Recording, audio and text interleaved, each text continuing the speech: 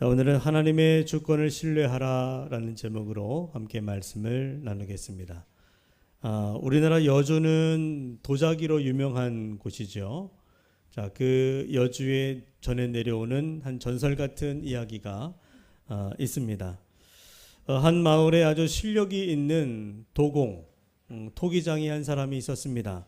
그는 매일 아침에 새벽부터 일어나서 정성껏 진흙을 만들어서 준비해서 그것으로 예쁜 그릇을 만들었습니다.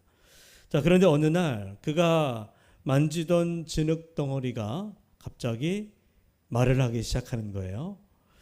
자, 이 진흙 덩어리가 이 도공을 향해서 이렇게 말합니다. 제발 좀 그만 만지세요. 왜 자꾸 나를 누르고 잡아당기고 비틀고 깎고 또 잡아댑니까? 너무 아프지 않습니까? 그러면서 투덜거리더라는 거예요. 진흙에게 도공이 말합니다. 얘야, 내가 너를 이렇게 만지는 것은 너를 아름답고 예쁜 그릇으로 만들기 위함이란다. 그러자 이 진흙이 계속 고집을 부리고 투덜거립니다. 아니요, 나는 지금 이대로가 좋습니다. 제발 날 그냥 좀 내버려 둘 수 없습니까? 도공이 다시 조용히 이렇게 대답했어요. 하지만 너는 지금 그냥 진흙 덩어리일 뿐이지만 너가 내 손에 맡겨질 때 너는 의미 있는 존재로 다시 태어날 것이란다. 이 진흙은 처음에 그 말을 몰랐습니다. 그런데 며칠 후에 진흙은 예쁜 화병이 되어서 임금님이 사시는 왕궁의 한 테이블을 장식하는 화병이 되었습니다. 수많은 사람들이 그 화병을 보면서 감탄을 합니다. 그때서야 비로소 이 진흙이 깨달았어요. 내가 나를 만든 것이 아니라 나를 빚어주신 분이 나를 멋진 작품으로 만들었구나 라는 사실입니다. 이건 전해 내려오는 전설인데 제가 만들어낸 얘기이기도 합니다. 자, 여러분, 이 진흙 덩어리의 이야기가 어쩌면 오늘 우리들의 모습과 같다라는 생각이 들어요. 우리도 살면서 때론 내 뜻대로 되지 않을 때, 내가 하고 싶은 일은 이건데 그것이 잘 안 될 때, 내 마음대로 살고 싶은 마음이 들어올 때, 때로는 하나님의 손길이 느껴지는 것이 좀 불편해지고 내 마음대로 잘 되지 않는 것 때문에 짜증이 나고 또 한편으로는 누군가에게 원망하게 되는 그런 마음들이 듭니다. 그래서 이런 생각도 들지요. 왜 하나님은 나를 가만두지 않습니까? 왜 하나님은 내 인생을 그냥 두지 않습니까? 왜 나를 힘들게 하고 내 인생을 구속하는 것입니까? 이런 불평을 하기도 하는데요. 그런 우리를 향해서 성경은 이렇게 말합니다. 예레미야 18장 6절 말씀을 보면 하나님은 자신을 토기장이에 비유하면서 진흙이 토기장의 손에 있음같이 너희가 내 손 안에 있느니라. 이렇게 하나님 말씀하세요. 또한 오늘 로마서 9장 21절을 보면 로마서 9장 전체가 이제 하나님의 주권과 관련된 말씀이기도 한데 오늘 이 진흙 그리고 토기장의 이야기가 제 얘기가 아닌 성경에 나오는 이야기예요. 로마서 9장 21절에서 바울은 이렇게 말합니다. 우리 한번 같이 읽어볼까요? 자, 시작. 토기장이가 진흙 한 덩이로 하나는 귀 쓸 그릇을 하나는 천이 쓸 그릇을 만들 권한이 없느냐. 자, 하나님께 그 권한이 있다는 거예요, 없다는 거예요? 있다는 것입니다. 하나님은 우리 인생을 당신의 뜻대로 만드실 절대적인 권한이 있으세요. 왜냐하면 하나님은 우리 인생의 주인이시기 때문에 하나님 마음대로 하실 수 있습니다. 그러므로 왜 하나님 내 인생을 그냥 두지 않고 당신 뜻대로 하려고 합니까? 나도 내 인생 내 마음대로 살고 싶습니다라고 말하면 돼야 안 돼요? 그런 생각은 잘못된 생각이죠. 여러분, 하나님이 여러분의 인생을 만드시고 또한 여러분의 인생을 계획하시고 하나님의 뜻대로 이끌어 가신다는 사실을 믿으십니까? 하나님에게 그런 권한이 있다는 사실을 인정하십니까? 인정하지 않아도 상관없어요. 왜냐하면 우리가 인정하든 인정하지 않든 하나님께는 그 권한이 있기 때문이에요. 여러분, 이 세상의 역사와 우리 인생은 오직 하나님의 주권 안에 있습니다. 하나님은 당신의 뜻대로 우리를 선하고 아름답게 빚어가시는 이 토기장이 도공이시죠. 우리는 다만 그 손길에 내 삶을 온전히 맡기고 하나님의 그 주권 아래, 그 손 안에 머물러야 합니다. 자, 오늘 우리는 하나님의 그 절대적인 주권 안에서 그렇다면 우리는 어떤 인생을 살아가는 존재가 되어야 하는지, 그분의 그 절대적인 주권 손 안에 우리 들려진 진흙 같은 존재라면 우리는 어떻게 살아가야 되는지 우리 함께 말씀을 통해 은혜 나누고자 합니다. 자, 우리는 보통 한 사람의 삶을 바라보면서 그 삶을 평가하고 말할 때에 보통은 이렇게 얘기합니다. 저 사람은 남보다 더 열심히 노력했기 때문에 오늘의 이 성공과 오늘의 성과를 이룰 수 있었다. 이렇게 생각해요. 그 사람의 노력과 그 사람의 선택, 또 주변의 환경과 그의 형편으로 오늘의 그 사람을 설명하려고 합니다. 저 사람은 누구보다 유능하고 똑똑하고 실력 있고 게다가 성격도 좋아서 주변의 사람들에게 인정받고 존경받기 때문에 잘 되는 거야. 자, 이렇게 말을 하죠. 여러분, 이 말이 이상합니까? 전혀 이상하지 않아요. 정말 남보다 더 열심히 노력하면 당연히 성공할 수 있고 게다가 유능하고 똑똑하고 성격이 좋으면 주변 사람들에게 사랑을 받고 인정받는다. 우린 그렇게 생각합니다. 또 우리도 그렇게 되기를 원하고 그래서 나도 실력을 키우고 또 주변 사람과 좋은 관계를 맺고자 노력하는 거죠. 자, 그러나 여러분, 성경은 그렇게 단순히 우리 사람의 인생을 우리가 가진 어떤 우리의 조건과 또 환경 때문에 또 우리의 노력 때문에 되어진다라고 말하지 않아요. 좀 더 깊은 차원으로 우리의 존재와 또 우리의 인생을 설명하는데, 특히 여러분, 구원과 관련해서 구원의 문제와 우리 인생의 어떤 형통과 관련해서 오직 하나님의 주권과 관련한 이야기를 하고 있습니다. 여러분, 특별히 사도 바울이 이 로마서 전체를 통해서 계속해서 지금까지 강조해 왔던 구원의 문제에 대한 것, 구원은 인간의 노력이나 자격이 아니라 오직 하나님의 선하신 뜻과 긍휼로 우리에게 주어진다. 이 사도 바울이 계속 강조하고 있는 거죠. 자, 먼저 우리가 바울이 말하는 이 구원의 문제에 대해서 다시 한번 우리가 좀 상고해 볼 필요가 있는데요. 인간의 구원은 전적으로 하나님의 주권에 의해서 이루어지는 것입니다. 여러분, 믿으십니까? 구원을 하나님의 주권으로 설명하기 위해서 제가 이런 비유로 새벽 기도 때도 말씀을 드렸던 적이 있는데, 이런 얘기예요. 어느 부유한 가정에 남녀가 이제 결혼을 해서 한 가정을 이루었는데 오랫동안 자식이 생기지 않는 거예요. 자녀가 생기지 않습니다. 한 10여 년이 흘렀는데도 자녀가 생기지 않아서 이 두 사람이 이제 고민하다가 내린 결론이, 우리가 이제 우리 힘으로는 자녀를 가질 수 없으니 우리 어디 가서 보육원에 가서 한 아이를 입양해 옵시다. 두 사람이 합의를 했어요. 그래서 한 보육원을 찾아갑니다. 보육원에 갔더니 부모가 없는 많은 아이들이 있어요. 자, 그 중에서 이제 한 아이를 이 부부가 선택을 하게 되는데, 이 부부에게 선택을 받으면 그 아이는 이제 법적으로 보호자가 없다가 이제 보호자가 생기고 법적인 부모가 생기게 되는 것입니다. 그리고 이 부잣집의 자녀가 되는 것이기 때문에 그 부모의 상속권도 이제 받게 되는 거죠. 자, 모든 아이들이 그 부부의 자녀가 되기를 원했습니다. 내가 선택받았으면 좋겠다. 내가 선택받기를 원한다. 그런 마음들이 있었어요. 그런데 여러분, 양자가 될 수 있는 아이는 몇 명입니까? 한 사람이죠. 한 명이에요. 한 아이가 선택이 될 수밖에 없는데 드디어 이 부부가 한 아이를 선택을 합니다. 그 중에서 자기 마음에 드는 아이를 선택했겠죠. 그리고 그 아이는 그 집의 양자가 되었습니다. 자, 그때 그것으로 끝나는 것이 아니라 사실은 그 주변에 있는 사람들은 이렇게 생각해 볼 수 있을 거예요. 왜 하필 저 아이가 선택받았을까? 왜 하필 저 아이입니까? 왜 나는 안 됩니까? 왜 나는 안 되고 저 아이가 선택이 된 것입니까? 자, 속으로 억울할 수 있겠죠. 나도 선택받고 싶은데.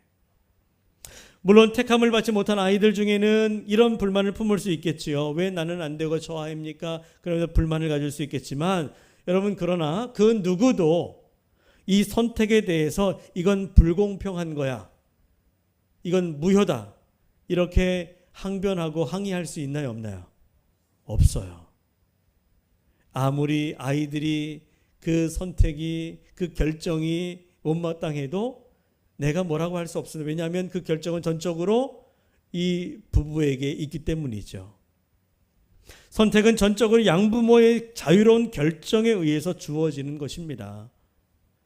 여러분, 이것을 오늘 우리가 받는 구원에 대해서 한번 좀 연결해서 생각해 본다면, 오늘 우리가 하나님께 부름을 받아 주님의 전에 나와 예배하며 말씀을 듣고 그 높으신 주님의 이름을 찬양하며 하나님 앞에 예배할 수 있다는 것이 어쩌면 여러분 우리에게는 늘 있는 평범한 일일 수 있지만 사실 이건 정말 놀라운 일이 아닐 수 없어요. 여러분들이 구원받았다라고 하는 것, 내가 이 땅의 수많은 사람들 가운데 하나님의 자녀로 선택받아서 하나님의 자녀가 되었다라고 하는 것은 여러분 그냥 뭐 남들도 다 받는 구원이기 때문에 내가 구원받았다라고 하는 게 그리 뭐 대수롭지 않게 여길 수도 있을지 모르겠지만 그렇지 않다는 거예요. 이건 놀라운 일입니다. 여러분 그렇게 믿으십니까? 그렇게 믿으셔야 돼요. 왜냐하면 이 세상에는 구원받은 사람보다 아직도 주의 복음을 듣지 못하고 그 복음을 받아들이지 못해서 구원받지 못한 사람들이 여전히 더 많습니다.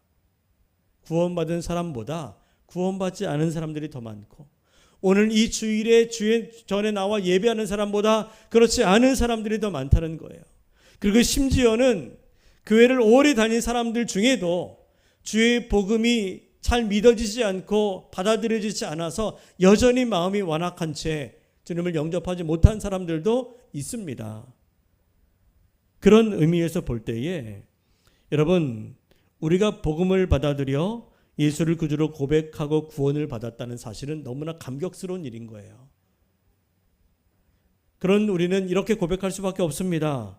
내가 받은 구원은 나의 공로나 자격 때문이 아니라 전적으로 하나님의 은혜입니다. 이 은혜를 아는 사람들은 또 이런 찬양이 절로 나올 수밖에 없죠. 하나님의 은혜로 있을 데 없는 자. 그 다음 뭐예요? 왜 구속하여 주는지 난 알 수 없도다. 난 알 수 없도다. 정말 모르겠어요. 그러나 내가 구원받았는데 그걸 우리가 어떻게 설명할 수 있습니까? 그건 나의 공로나 내가 자격이 있어서 구원받은 것이 아니라 전적으로 하나님이 나를 선택해 주셨고 그분의 사랑과 그분의 긍휼 때문이다라고 하는 것이죠. 그러므로 분명한 것은 내가 구원받았는지 왜 받았는지는 그거 설명할 수 없겠지만 분명한 것은 하나님이 나를 사랑하시고 그분의 사랑과 긍휼이 우리의 허물과 죄보다 크다고 하는 사실이죠. 여러분 이 사실을 인정하고 믿으시고 그 은혜를 감격으로 받아들이고 믿음으로 받아들이시고 그분 앞에 감사할 수 있는 여러분 되시기를 축복합니다. 자, 그러나 우리에게는 여전히 풀리지 않는 의문이 한 가지 존재할 수 있습니다. 내가 하나님의 은혜로 선택을 받았다면 그건 참 감사한 일인데 그러면 선택받지 못한 사람들은 왜 그런 걸까? 또 그 사람들에 대해서는 뭐라고 이야기할 수 있을까? 자, 여러분, 하나님의 사랑은 한이 없으시고 그분의 사랑과 자비는 무궁하고 영원한데 왜 이 세상에는 구원받은 사람이 있는가 하면 구원받지 못하고 영원한 형벌을 받고 지옥 가는 사람들이 있을까? 왜 그럴까요? 하나님이 사랑과 긍휼이 한이 없는 분이라면 모든 사람들을 다 구원해 주셔야 맞는 것 아닙니까? 그렇죠? 다 구원받아야, 그래야 하나님은 사랑이시지. 왜 누구는 구원받고 누구는 구원받지 못하고. 하나님은 공평한 분이 아니다. 이렇게 얘기할 수도 있을 것 같아요. 자, 그래서 우리는 우리가 의도하지 않지만 우리들의 마음속에 때로는 하나님께서 왜 누구는 사랑하고 내게는 은혜 주시지 않는지 이렇게 하나님을 불공평하게 생각할 때가 있을 텐데, 이에 대해서 사도 바울이 뭐라고 말합니까? 오늘 우리가 읽었던 14절 말씀에 보면 하나님을 불의하다고 말할 수 있느냐? 그럴 수 없느니라. 하나님 앞에 불평하고 하나님 앞에 불만을 제기하고 하나님을 불공평하다고 말할 수 있느냐? 그럴 수 없느니라 라고 말하는 것이죠. 여러분, 우리의 인생과 세상 역사에 대한 하나님의 주권은 우리의 그 짧고 유한한 생각과 기준으로 판단할 수 있는 대상이 아니에요. 그래서 하나님은 일찍이 모세에게 이렇게 말씀하십니다. 우리 한번 15절 같이 한번 읽어볼까요? 시작. 모세에게 이르시되 내가 긍휼히 여길 자를 긍휼히 여기고 불쌍히 여길 자를 불쌍히 여기리라 하셨으니. 자, 이 말씀은 하나님이 누군가를 긍휼히 여기고 불쌍히 여길 때 누구를 긍휼히 여길 것인지 누구를 불쌍히 여길 것인지를 누가 정한다는 것이죠? 하나님이 정하신다는 거예요. 그 사람의 형편을 보고 저 사람 너무 불쌍하다. 저 사람은 너무 내가 도와주지 않으면 안 되겠어. 그래서 그를 불쌍히 여겨주고 도와주는 것이 아니라는 거예요. 또 우리가 간절히 기도할 때에 저 사람의 기도는 내가 안 들어주면 안 되겠다. 그래서 기도를 들어준다. 이건 우리의 생각이지 하나님 편에서는 그렇지 않다는 것입니다. 하나님의 긍휼과 자비를 베풀어 주실 때에 그 긍휼과 자비는 오직 그분의 뜻과 자유로운 결정에 의한 것이죠. 우리의 자격이나 공로, 선행이나 배경에 의해서 결정되는 것이 아닙니다. 오직 하나님 자신의 주권적 선택에 의해 주어지는 것. 한마디로 말하면 은혜라는 것이죠. 은혜입니다. 자, 이렇게 설명해 볼 수 있을 것 같아요. 이것도 제가 새벽 기도 때 말씀을 드렸던 예화인데, 바다에서 많은 사람들이 유람선을 타고 이제 가고 있었습니다. 그런데 갑자기 풍랑이 일어나서 배가 뒤집히고 말았어요. 사람들이 물에 빠졌습니다. 한 10명의 사람이 물에 빠졌는데 이 10명의 사람이 수영을 못해요. 그래서 지금 바닷속에 빠져들어가면서 막 허우적거리면서 살려달라고 소리치는데 아무도 그 물에 뛰어들 사람이 없었습니다. 그런데 맞은편에서 배가 오는데 그 배 위에 있던 한 사람이 그 광경을 보고 물속으로 뛰어들었어요. 그리고는 가까이에 있는 사람부터 한 사람씩 구해내기 시작합니다. 최선을 다해서 할 수 있는 대로 한 사람을 구원해내고 두 사람을 구조하고 세 사람, 네 사람, 5사람까지 구조해냈습니다. 그런데 힘이 점점 빠졌어요. 그리고 5사람을 구조해내는 동안에 시간이 오래 지체됐기 때문에 나머지 5사람은 구조받지 못하고 그만 물에 빠져 죽고 말았습니다. 안타까운 일이죠.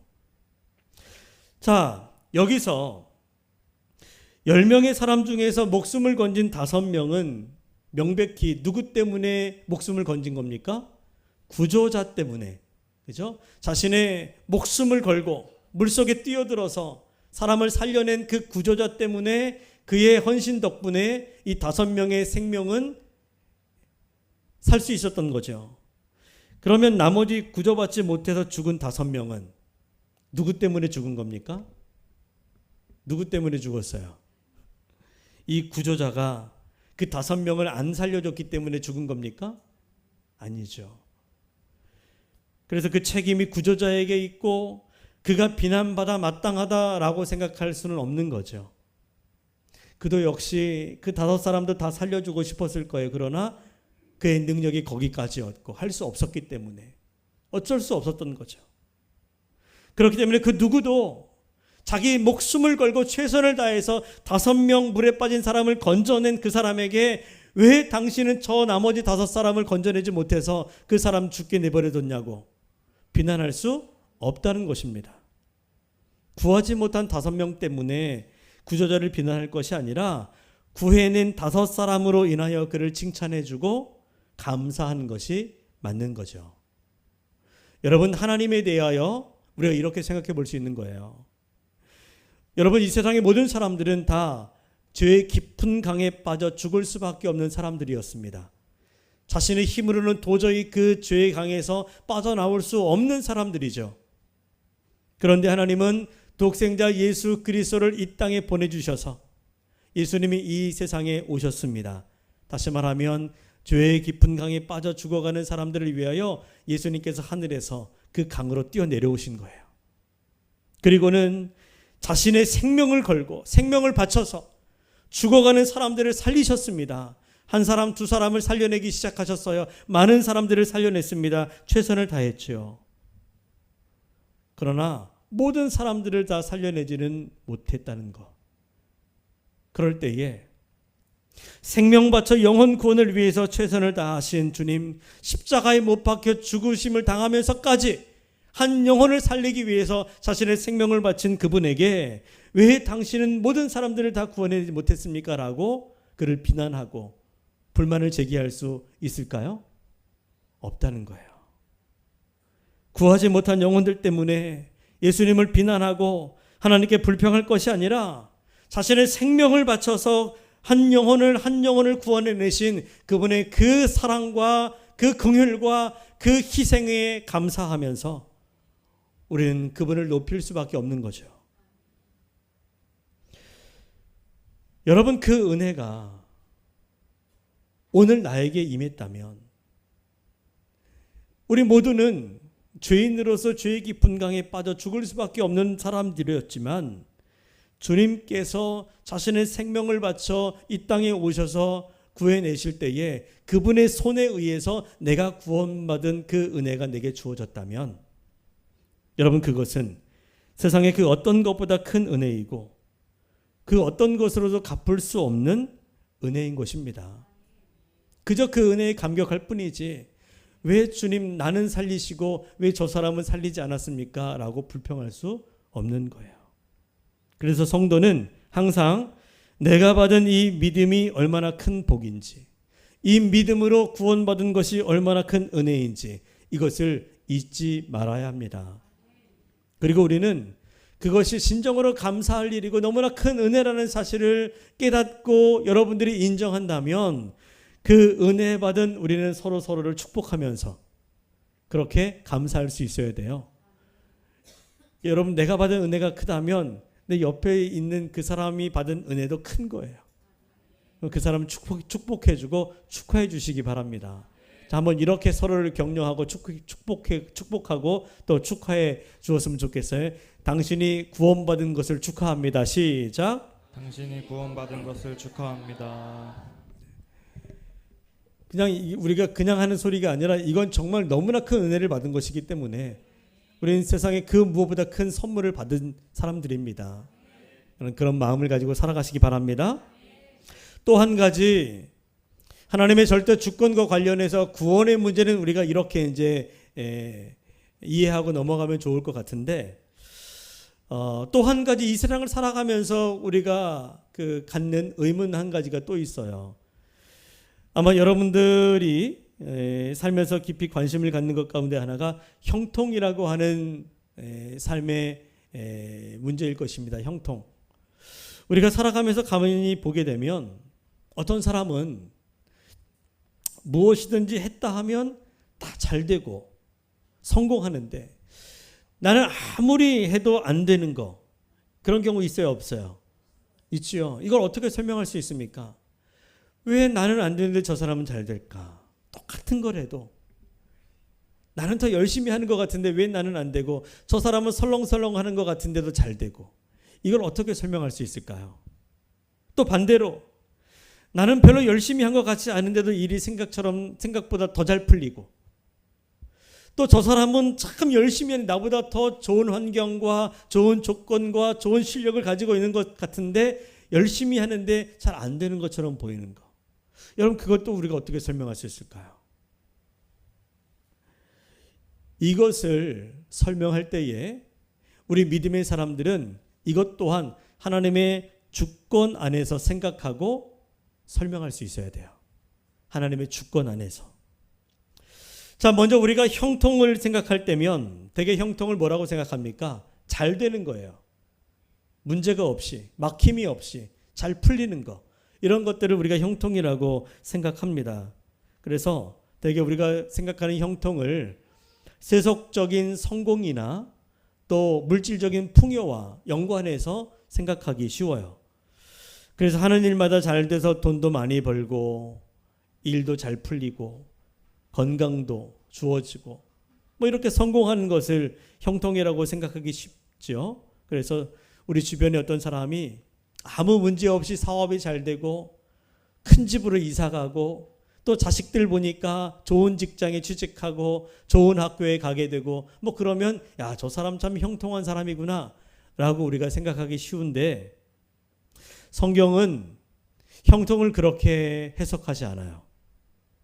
성경이 말하는 형통은 우리 사람의 생각과 다릅니다. 하나님이 보시는 형통은 겉모습이나 환경이나 그 사람의 형편으로 말하는 것이 아니라 그 사람의 마음과 믿음에 있다는 것을 이야기하십니다. 그래서 비록 지금 형편이 어렵고 세상 사람들이 보기에는 참 지지리도 복이 없다, 그래서 실패한 것처럼 보이고 어떤 일을 통해서 그 사람이 오히려 지금보다 그 일 때문에 더 형편이 안 좋아지고 그러면 저 사람은 참 안 됐다, 딱하다 이렇게 생각하지만 하나님이 보실 때에 그 일을 통해서, 그 실패를 통해서, 때로는 그 아픔을 통해서, 남들이 볼 때에 전혀 형통한 것 같지 않은 그 어려운 일들을 통해서 오히려 하나님을 더 잘 믿게 되고 하나님의 뜻에 순종하고 하나님께 더 가까이 나아가게 되었다면 세상 사람들이 볼 때는 실패한 사람처럼 보이지만 하나님이 볼 때는 복 있는 사람이고 형통한 사람이 되는 것입니다. 여러분 이해가 되십니까? 하나님은 외적인 성공보다 하나님을 신뢰하고 그분의 말씀에 따라 살아가는 삶이 훨씬 더 귀하고 복된 거예요. 우리가 바라는 대로 잘 되고 내 삶의 일신, 이 모든 것들이 정말 내가 원하는 대로, 뜻하는 대로 잘 풀리는 것, 그걸 원하지만 하나님이 보실 때는 때로는 그것 때문에 하나님으로부터 멀어진다면, 세상 일이 잘 풀려서 오히려 하나님으로부터 멀어지게 된다면 그건 형통한 삶이 아니라고 말씀합니다. 우리가 잘 판단해야 돼요. 그리고 정말 우리가 원하고 바라고 기도해야 될 것이 무엇인지를 우리가 바르게 알아야 합니다. 그래서 여러분, 우리 눈에 보이는 결과만 보고 형통하다 혹은 형통하지 않다라고 판단하지 말고 하나님께 순종하는 삶을 계속해서 믿음으로 걸어갈 수 있기를 바랍니다. 그게 성경이 말하는 형통이죠. 자, 오늘 바울은 이 형통에 이르는 길에 대해서 믿음과 연결해서 매우 중요한 교훈을 우리에게 주고 있는데, 바울은 여러분 한마디로 형통도 결국은 믿음과 관련이 있다라고 말해요. 사람의 행위가 구원을 결정하는 것이 아니라 오직 믿음으로 구원받는 것을 이야기하는 것처럼 믿음에 의해서 우리의 형통도 이루어진다라고 말씀하고 있습니다. 사람의 공로나 열심이나 신분에 의해서 형통이 주어지는 것이 아니라 오직 믿음으로 주어지는 은혜의 결과다. 여러분, 이것이 형통입니다. 자, 이스라엘 백성을 이 사도 바울은 오늘 본문을 통해서 유대인들을 가지고 예를 들어서 이야기하는데, 유대인들, 이스라엘 백성들은 모든 타 민족들에 비하여 하나님을 참으로 열심히 섬기는 민족이죠. 그 누구보다 열심으로 신앙생활을 합니다. 그런데 문제는 그들이 그 열심을 하나님이 원하시는 하나님의 방법이 아니라 자신들의 방식으로 열심을 추구했다는 것이 문제라는 거예요. 자, 우리 31절을 다시 한번 보도록 할까요? 31절 시작. 의의 법을 따라간 이스라엘은 율법에 이르지 못하였으니. 자, 그들은 율법의 의를 이루면 율법으로, 행위로, 자신들의 열심으로 법을 잘 지키고 또 그래서 사람들에게 인정받고 자신들이 원하는 것들을 이루어가면 그것이 하나님으로부터 의롭다고 인정을 받아 구원받을 수 있다라고 여겼다는 것입니다. 다시 말하면 행위를 통해서 의를 얻을 수 있다라고 믿고 그렇게 열심히 하나님 앞에 인정받으려고 노력했다는 거죠. 어쩌면 그들은 이 땅에 존재하는 모든 민족들 가운데 하나님 앞에서 가장 열심을 냈던 민족이라고 자부할 수도 있을 거예요. 하루에 3번 딱 시간 정해놓고 꼬박꼬박 기도했죠. 일주일에 2번 이상씩 금식했고 또 어려운 사람들을 보면 자신들의 것을 아낌없이 나누어서 구제하는 일에 힘썼습니다. 다 하나님이 좋아하시는 일들이잖아요. 자, 그러나 그 길은 결코 하나님의 의에 이를 수 없다라고 성경은 말합니다. 왜냐하면 인간의 노력에는 한계가 있고 죄의 본성을 가지고 있는 사람들이기 때문에 결코 온전한 순전한 마음으로 순종할 수 없기 때문이라는 거죠. 내가 열심을 내서 신앙생활을 했지만 그 신앙의 그 본질이 아닌 그 속에는 자신들의 의를 내세우고 싶은 마음이 있었고 내가 이렇게 하면 하나님으로부터 인정받고 또 축복받을 생각 때문에 그렇게 열심을 냈다라고 하는 거죠. 여러분, 하나님은 오직 믿음의 길을 통해 의를 허락해 주기를 원하십니다. 하나님은 오직 믿음으로 구원받는 길에 이르기를 원하신다는 거예요. 사람의 그 어떤 노력과 그 어떤 열심을 가지고 우리의 구원과 우리 형통을 이룰 수 없다는 것입니다. 자, 그러면서 사도 바울은 믿음의 길을 걸어가는 자들이 반드시 기억해야 될 것 한 가지를 말씀하고 있는데, 자, 우리 한번 32절을 같이 한번 읽어볼까요? 자, 시작. 어찌 그러하냐 이는 그들이 믿음을 의지하지 않고 행위를 의지함이라 부딪힐 돌에 부딪혔느니라. 자, 여기서 바울은 부딪힐 돌에 대해서 이야기하고 있는데, 부딪힐 돌을 무엇에 비유한 것인가 하면 예수님의 비유에서 부딪힐 돌이라고 말씀하고 있는 겁니다. 사도 바울은 오늘 이 본문에서 부딪힐 돌, 예수님을 걸림돌, 또 걸려 넘어지게 하는 바위, 뭐 이렇게 묘사하고 있습니다. 자, 여러분, 예수님이 사람의 인생 가운데 어떻게 걸림돌이 되고 부딪히는 돌이 되고 또 거치는 반석이 될 수 있을까? 그 예수님과 어울리는 그런 말인가요? 그렇지 않죠. 예수님이 부딪히는 돌, 예수님이 걸림돌이 된다. 이게 무슨 의미일까요? 여러분, 예수님은 우리 구원의 반석이 되십니다. 우리가 그분의 말씀 위에 그분의 사랑 가운데 우뚝 설 때에 그 믿음의 반석, 그 구원의 반석 위에 설 때 우리는 구원받고 하나님의 자녀로서 거듭난 인생을 살아갈 수 있어요. 그러면 믿음의 사람들에게는 예수님은 걸림돌이 아닌 우리의 구원의 디딤돌이 되고 구원의 반석이 되신 분이십니다. 그런데 믿음이 없는 사람들에게는 때로 예수님이 걸림돌이 되기도 해요. 오늘 이 시대를 살아가면서 많은 사람들이 예수님의 말씀을 다 긍정하고 다 좋아하고 그분의 말씀대로 순종하며 살아갑니까? 그렇지 않지요. 어떤 사람들은 그분의 말씀과 정반대의 길을 걸어가고 예수님의 말씀을 듣기 싫어하고 거부하고, 그런 사람들에게는 어쩌면 예수님이 없는, 믿음이 없는 사람들에게는 예수님이 걸림돌이 될 수 있다는 거예요.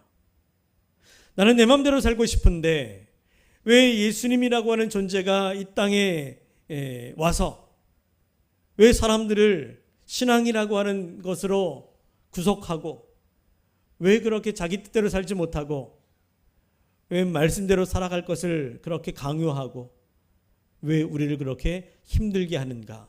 아마 믿음이 없는 사람들은 그렇게 얘기할 수도 있을 거예요. 어쩌면 우리 중에 그런 생각을 하고 있는 사람들이 있을지 모르겠습니다. 왜 맨날 예배드리라고 하고 왜 참 귀찮게 말씀대로 살라고 하고 기도하라고 하고 왜 그럴까? 믿음이 없는 사람들에게는 신앙의 길이 때로는 힘들고 어려운 길일 수 있습니다. 거치는 돌이 되고 걸림돌이라고 생각할 수도 있을 거예요. 그러나 정말 순수한 믿음을 가지고 주님을 사랑하는 사람들에게는 주님이 하신 말씀들이 생명의 길이고 사는 길이고 복음이라고 믿게 되는 거죠. 여러분에게는 오늘 예수님은 어떤 존재입니까? 주의 말씀이 여러분들에게는 어떻게 들려집니까? 여러분, 예수님은 인간의 자랑과 교만을 무너뜨리시는 분이세요.